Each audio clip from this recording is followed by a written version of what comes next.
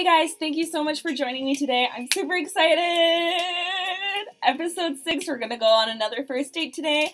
And might I say, my curls look hella fine today. Like, damn girl. And all I did was have them in a bun for the past, 24 hours. Don't judge me. It's pretty hot out. Well, it's hot for me. I feel temperature differently. Anyway, I don't really have much to say, so... Yeah, I tried to see if I could redo Craig and Joseph's first dates, but unfortunately I couldn't.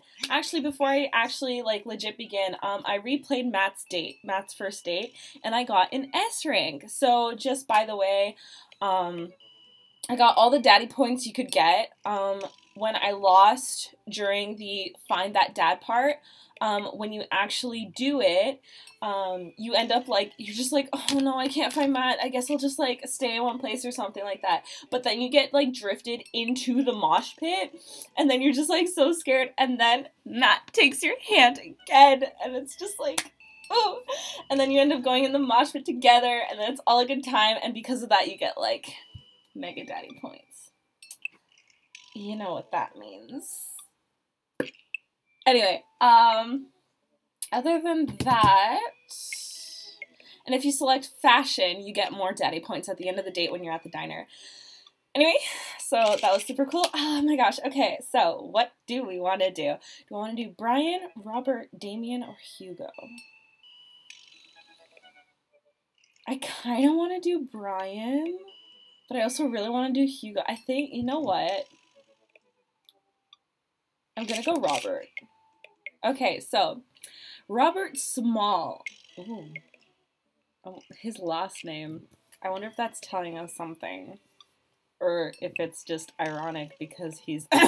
When the internet gains sentience and decides to destroy us all, you'll know... you know it'll use this information against us, right? On a Friday night, you are accused most likely to make a deal in an alleyway. Have it go badly. Who's the cop? Was it Giacomo? I trusted Giacomo. He'd bring a gun with him to a desert island. His turn-ons are, don't talk to me. What did you want to be when you grifter? I don't know what that is. Favorite movie genre? Italian neorealism? Of course it is. What's your ideal date? Grave robbing. What do you never leave home without? At least 4 knives. I spend a lot of time thinking about, you ever really look into an animal's rabbit eyes. Jesus Christ, this guy.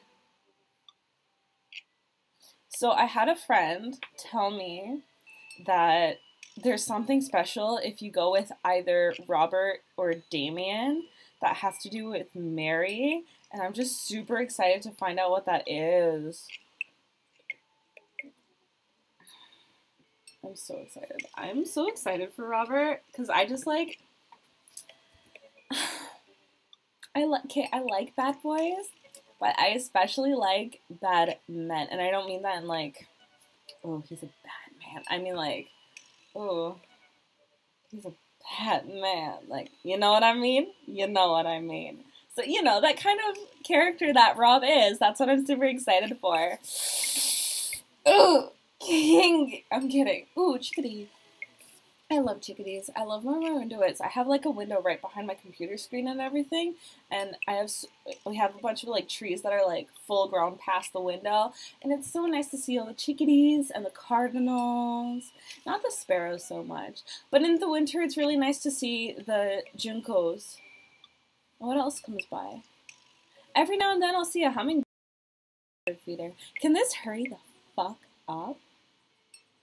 Is it because I didn't delete episodes 4 and 5? That may be why.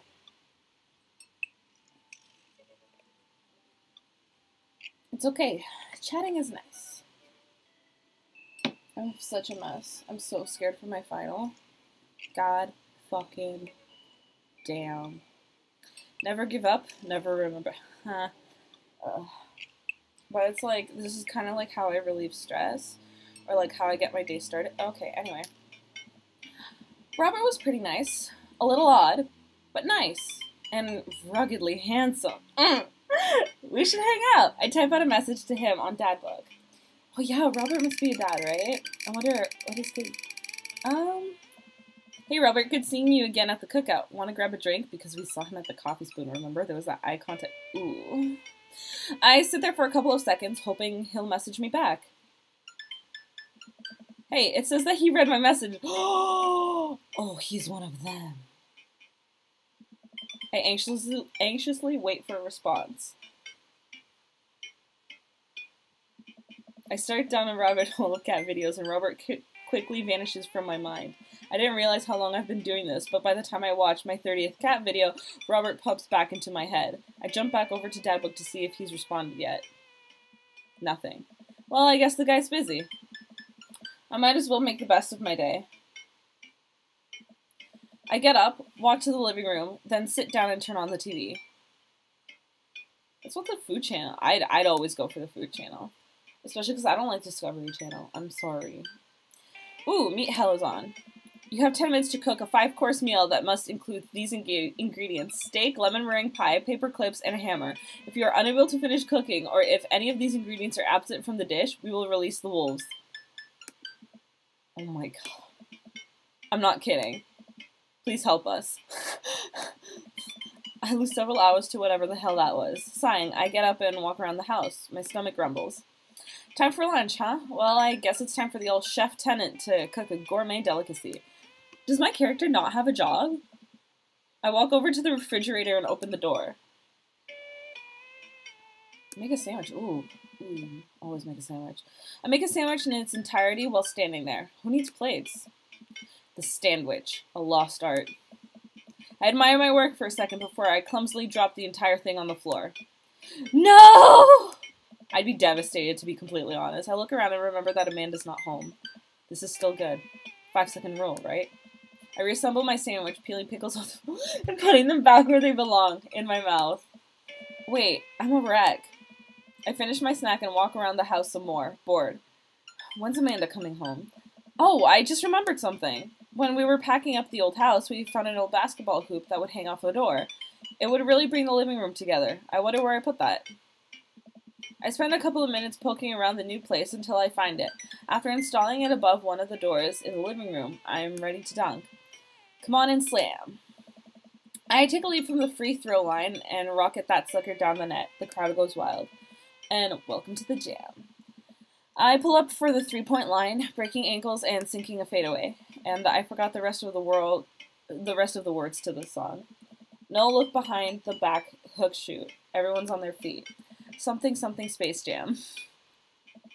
I managed to just barely defeat myself at horse before Amanda comes home. Then we cook dinner together. We're proud of ourselves for not even coming close to burning down the house. Afterward, Amanda and I dig into a carton of ice over an episode of Chopped, Toddler Tournament. What you have in front of you is a molecularly constructed sweet potato with a brown sugar demi-glace with creme fraiche, of course. This is literally a jar of baby food. The toddler immediately bursts into tears. Are we bad people for watching this? Yes. This reminds me of when I would be addicted to toddlers and tiaras. Just then my computer dings. Huh? What's that? Oh, you probably just got a message. Amanda and I walk over to the computer and check Dadbook. It's a message from Robert. Oh my god, he sounds like such a fuckboy. You up? What you doing? I'm kidding. Because I would fuck him. What you doing? What am I doing? You're just chilling.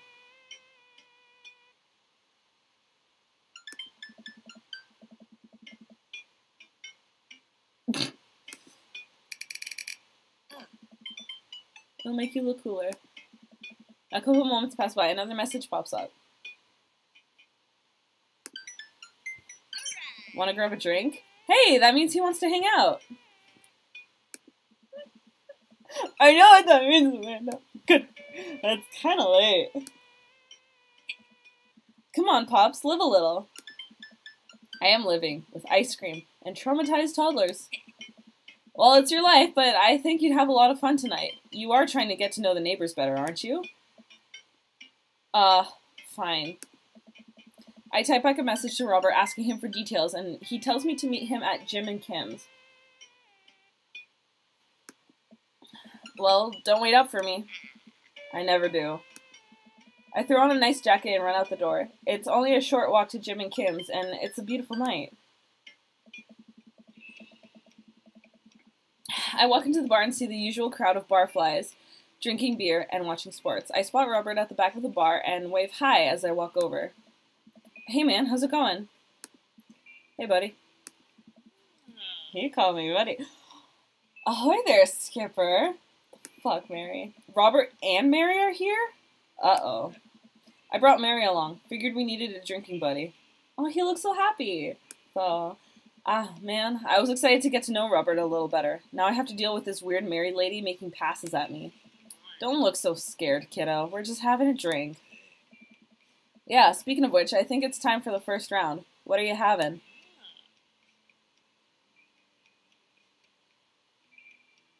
I feel so judged. Whiskey.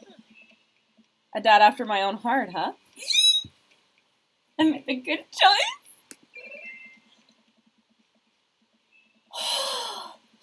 Robert orders 3 shots of whiskey and passes them between us. Well, this wasn't what I expected my night to be going. How? Here's to bad decisions and relaxed moral values, fellas. What have I gotten myself into? We all knock back the shots. I almost choke on the whiskey as it burns down my throat. Holy hell, that was a kick. I look over at Robert and Mary, who seem like old pros at this. Oh my gosh. Robert grabs his jacket and throws it on. Let's get marching. What? The night's young, the night's young, Chief. Come on, we're bar hopping. Oh, alright. We leave the bar and start walking down the street. I still don't know this area of town very well, so I just follow Robert. So where are we headed? Irish Eye we're drinking. It's an Irish pub. That's hilarious. A good pun is the Whis-key to my heart. Puns are the lowest form of humor, Jay. Try harder. Ouch. Am I gonna be the butt of the joke all night? Jeez, Mary. Jesus, Mary. Put your fangs away for a second. We walk into Irish Eye we're drinking. The bar is pretty much the same as Jim and Kim's, except for the old-timey Irish memorabilia on the wall. Next round. What are you having?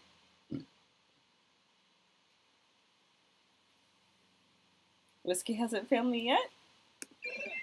Let's do it. Robert orders 3 more glasses of whiskey, and we post up in a garish green booth. Mary slides in and sidles up to Mary. Oh, Mary slides in and sidles up next to Robert, which makes me breathe a sigh of relief. Let's sip this one, why don't we? Hey. Suit yourself. Mary immediately downs her shot in one gulp and burps loudly. Hey. That'll put hair on your chest. You are truly the paragon of grace and beauty. The amount of times that I've burped at work and all the guys would say something like that. Oh my gosh. Mary grabs my drink and sips on it. Hey. Jay, be a dear and get us another round, will ya? I don't know how to process this evening at all. I get up and order another round of drinks from the bartender. Oh, but Robert's smiling. Look at him, and he laughed. He's so cute. As I head back, I see Mary and Robert having a lively conversation. Robert roars with laughter. I don't think I've ever seen the guy smile, let alone laugh. I take a seat across the booth from them and pass out the drinks. So Edith's kid snuck some pot brownies onto the table at the last bake sale, right? And I spot the little hemp sweatshirt gremlin in the act. So I go up to Edith with the baggie, and I'm about to tell her when all of a sudden she freaks out on me. You're ruining the bake sale, she says. I should have been PTA president. Your roots are bad, and blah, blah, blah. So what do? I told her to have a brownie and that everything was going to be fine. They both erupt in laughter. I politely follow along with the story. She ate 3. More laughter. Okay, that was actually pretty funny. She called the cops and told them that time had stopped. Mary looked directly at me. Do you smoke weed? What? You know, the devil's lettuce. I have 2 big fat blunts in my purse right now. Want a blaze?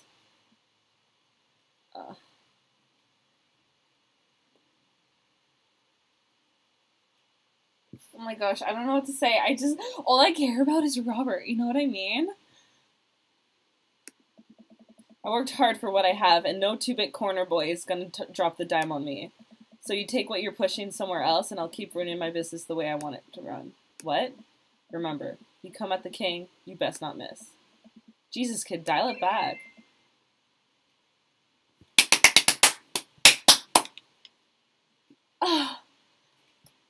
Mega daddy points make my life. He giggles helplessly. I'm just kidding, cowboy. Lay off the kid, Mary. He might not be used to your brand of humor. Fine, fine. We sit around and sip our drinks, people watching and cracking jokes. After a little bit of time, I began to warm up to Mary. Her jokes become much funnier and much less scary. But it seems like she's not going anywhere anytime soon. I just want some alone time with Robert. I wonder if I can get her to leave somehow.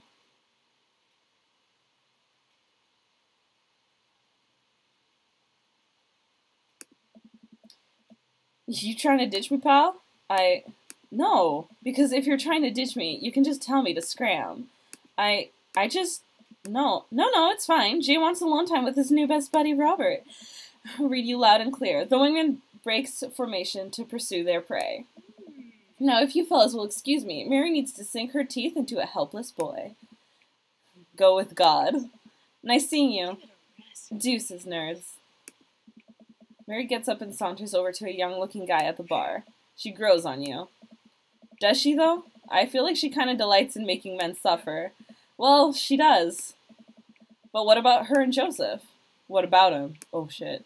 You know, they're married, and she definitely tried to get in my pants the other night, and I gestured to her across the bar where she's making goo-goo eyes at the young guy from before. He looks like he's being held hostage. Oh, that's just a thing she does. She's harmless. Tell that to the boy she's hanging off of. Poor kid looks like he's seen war. Robert lets out a hearty laugh.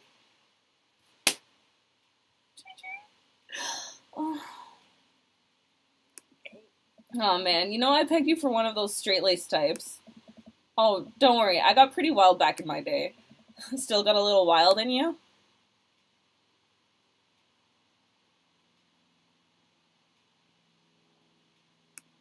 I get so wild, I've got a whole safari in here. Just really wild, all the time. No, no, no, no, no, no, no, no, no, no, no, no, no, no, no, no, no. No, no, we're not getting negative daddy points. Do you hear me?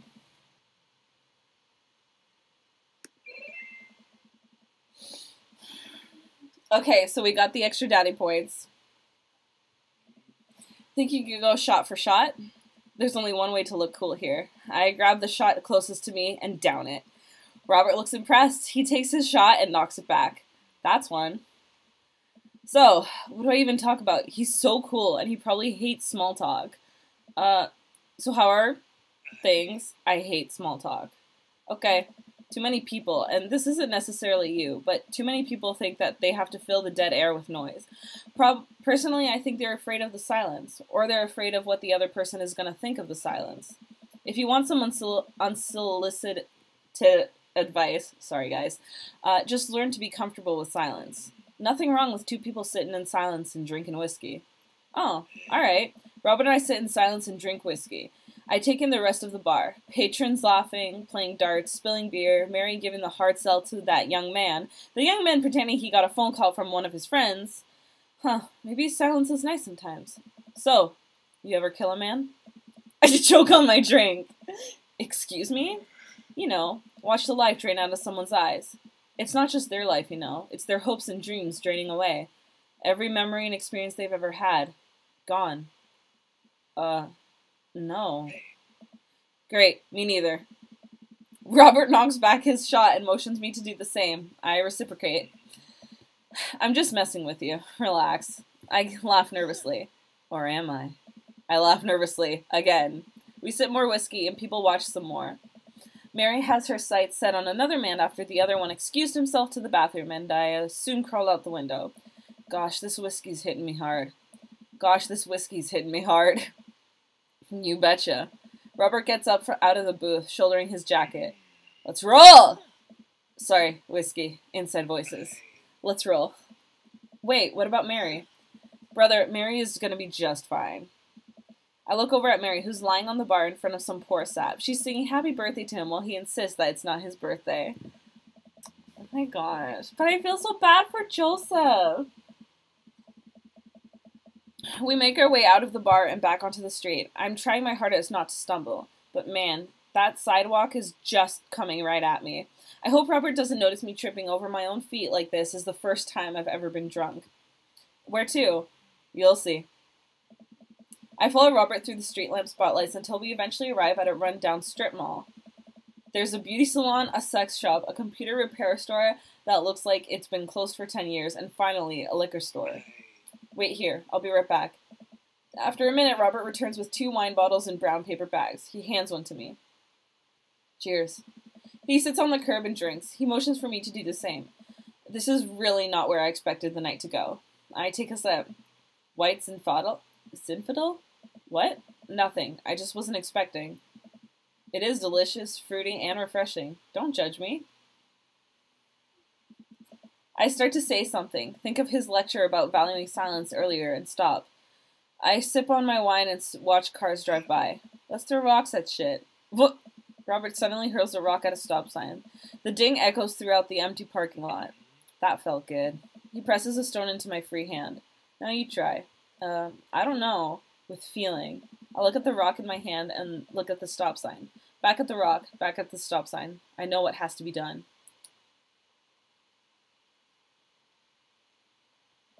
I got a problem with authority. I hurl the rock at the sign.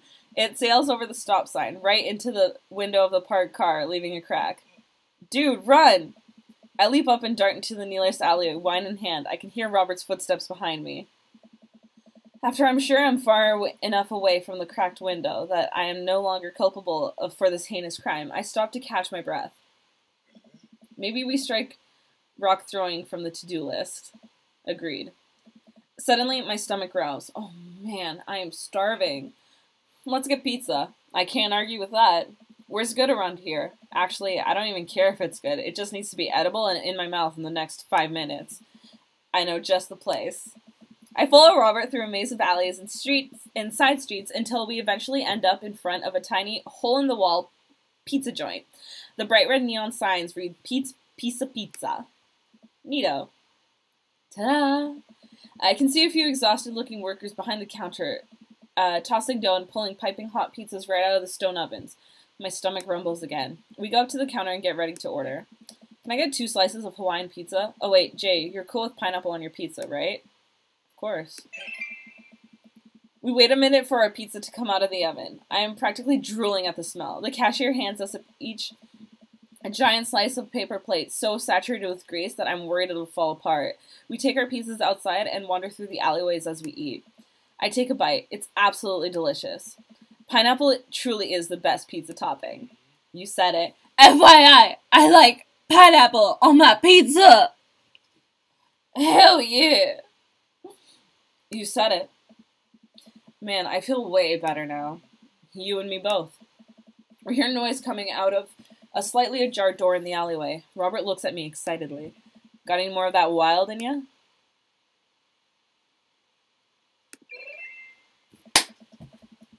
Yeah, baby! Give me them eggplants! I need some vegetables! Robert and I slide the door open and peek inside. It's completely dark, except for some flickering light. We slowly creep forward, cautious not to be heard or seen. Shh. Don't shush me so loud. Shh. We come to the end of the hallway and find ourselves standing in front of a movie screen. Oh, this suddenly makes sense. Did we really just sneak into a movie theater like a couple of teenagers? No talking during the movie! We looked into the audience and are surprised to find that it's almost completely empty, save for a row of a few teenagers in the front. They look annoyed when they notice us. Robert starts making his way to the very back of the theater and I follow him. We settle in with our wines and try to make sense of the movie. It's a romantic comedy, I think. A young man is frantically trying to get through New York to find the woman that he's finally realized he's in love with. Kiss already! There's nobody to kiss yet. You want him to kiss the taxi driver? Hell yeah. The kids down the way notice us heckling. One of them speaks up. Hey man, keep it down. Oh damn, that's Ernest Hemingway, Hugo's kid. Ernest! Hey Ernest, I know you, it's me, your neighbor, hi! Ernest turns back around, embarrassed. I turn back to Robert. He kissed anyone yet? It turns out that yes, he did kiss someone. He made his way out the tiny island near New York to profess his love for a woman who for some reason he knew would be there. She tells him that they hit the jackpot. He said that they had, but I think there was some subtext I'm missing here. Boo, love is dead. Shut up, it's beautiful. No, you shut up. Ernest grumbles. The credits start to roll. I stand up. Robert immediately puts me back down. Hundreds of people worked very hard to make this film happen, and you're gonna sit here and appreciate them. Okay. Look at that. Elizabeth Shelton. She worked really hard. I bet she did lots of good. Wardrobe design. Thank you, Elizabeth Shelton, for this beautiful film-going experience. I love Robert. And Peter Anders. Catering. Fed a bunch of people so that they could have the energy to do their jobs. What a guy. We let the credits roll while Robert individually thanks every member of the crew. Once it's finally over, he makes sure no animals were harmed in the making of this film. We leave the movie theater. I love it. He has such a really tough exterior, but he's so squishy inside. We stumble into the theater parking lot, polishing off the rest of our wine. Hey, assholes! Out of nowhere, a rock flies through the air and hits me on the knee. My knee! What the hell? Ernest and his friends stand in the alleyway, blocking our exit. Oh, what do you guys want? Why do you go and throw a rock at my knee? This is my good knee. My orthopedist is gonna be pissed. Ernest tosses another rock up and down in his hands. What's wrong with this kid? You ruined my theater-going experience. Now you have to pay. Oh. Well, I don't have any cash on me right now, and, movies got really expensive. Ernest hacks another rock at my other knee. I'm able to jump out of the way, but I didn't properly stretch before physical activity, and I'm probably going to feel super sore in the morning. We ruined it for you? That movie was pretty crappy in the first place. Hey, you take that back! That was a beautiful love story with really genuine acting. You call that good acting? What classicist mainstream slop have you been served your entire life? What? Have you ever seen any Michael Powell? A Matter of Life and Death? 1946? Easily the toughest 5 minutes of love you'll ever witness. Listen, man. No, you listen. That popcorn-ass dribble the mass media is shoving down your throat will only make you dumber and sadder. You of all people should strive for a higher standard in the art you consume. Your name is Ernest Hemingway, for Christ's sake. Oh, now you've done it! Ernest rushes Robert, screaming like a banshee. I'm not screaming right now, I have neighbors. I dive between Ernest and Robert, trying to stop the kid. He lunges forward, kicking me as hard as he can in the knee. Fuck, my knee! Excuse me. Robert gets in between Ernest and myself. It's as if he's seeing red. Fuck, my fucking knee hurts. Alright, buddy. Talk like punk, get hit like a punk. Robert squares up into a boxer stance. Queensberry rules. 3-minute rounds with 1-minute rests in between. No low blows, fish hooks, jig grabs, or high blows. What?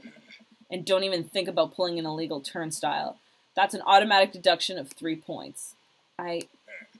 You'll have to designate a second if you're unable to fulfill your role as a main duelist. One of your friends over there looks like he has enough youthful vivacity to handle it. Hey man, I don't want to get dragged into this. That movie sucked. It's too late. You two are bloodbound. If he dies, you die. Sorry. Oh my gosh, when he said I dare... Oh. Sorry, I don't make the rules. Talk to Queensberry. We're just gonna go. Ernest and his friends rarely walk back away. Robert calls after them. The Queensberry Association will hear about this and consume better content! Oh my gosh, he reminds me so much of Inspector Brackenreed from Murdoch Mysteries. Like, just that one Queensberry challenge.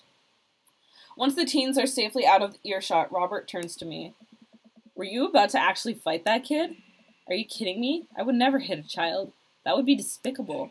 You throw the rules at them, though, they always bolt. Nobody wants a Queensberry-sanctioned throwdown. But full disclosure, I made half of that up. Wow. See, you don't even have to know the rules. You just make them up. Come on, let's get out of here. I'm so in love with him. Robert and I cool down a bit as we walk back to the neighborhood. I'm so sorry. I get really into the art of filmmaking when I drink. It's okay. I think it's cool how much you like movies. To be honest, I don't know a lot about them myself. Buddy, I got so much to show you. You ever see any Sam Fuller? I haven't. Fuller is cash.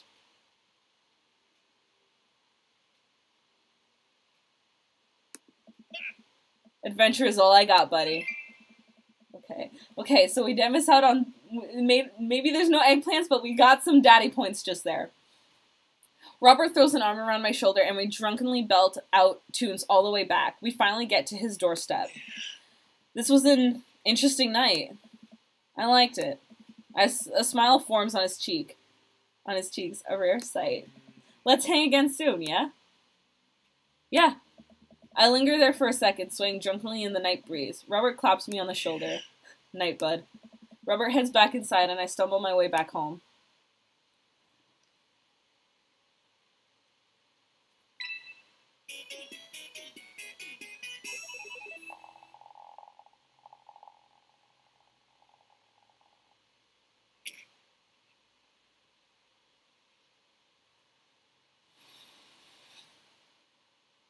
There you go, everybody. Y'all just witnessed that I got an S rank. Oof. Can I just say that that day was a nice one? God damn. Ooh, yeah, baby. Alright, so thank you guys so much for joining me today. I'm super excited. I'm so happy about that date. Oh my gosh, Robert. I thought it was going to be really tough with him, but like, I'm so in love with him. God damn it. Oh. And I feel like okay, I can't decide whether, like, in bed, he'd be, like, super, like, dark and, like, dominating and everything like that, which, like, I'm totally okay with. But, like, I can also imagine him being, because he has that really tough exterior, and then, like, when he's drunk, he likes Hawaiian pizza, and he's so into movies, and he's so squishy and everything. Like, in bed, I can just imagine him being, like, so loving and caring. He's literally, honestly, do I want to say he's Usagi-san? I don't know, but I think I'd say he's a little bit like Usagi-san from Junjo Romantica. Oh my gosh, where he's just like, he just gets so squishy. Thank you guys so much for watching. If you liked this video, please give me a like. If you haven't already subscribed, please do so. I'd really appreciate it, and it means a lot, honestly, like, just to my heart. And honestly, I don't see why you wouldn't. I mean, come on, look at my content. Look at all the dads. You subscribe to my channel, y'all get more daddies. Who doesn't want that? Anyway, see you guys next time. Bye.